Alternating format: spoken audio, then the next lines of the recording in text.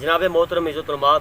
सईद अंसारी साहबान बाबा जी का कलाम पेश करन। सईद अंसारी साहब। तेरी आस मैनू और जग दे आसरे भालाया तेरे खास महबूब दी मदा लैके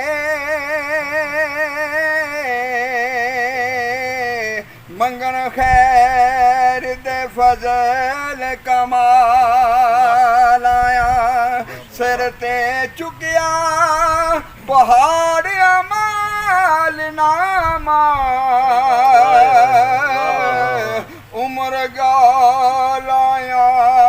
मंदे हालाया सरकार बख्श दी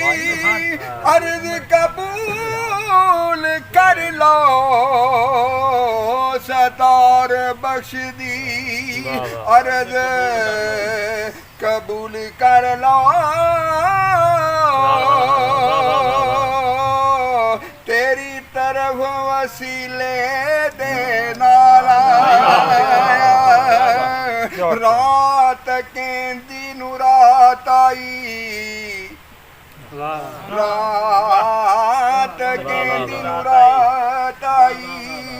मेरे यार किन्ना चिर लाया खबर नहीं क्या लोड़ा वरत गया पई शाम ते शाम ना आया मुख मोड़ गया ओ लगी तोड़ गया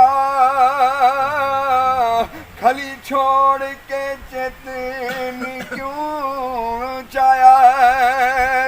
सतार बख्श महबूब दे प्यार विचों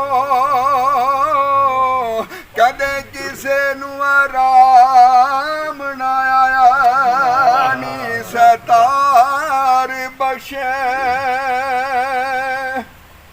महबूब दे प्यार विचों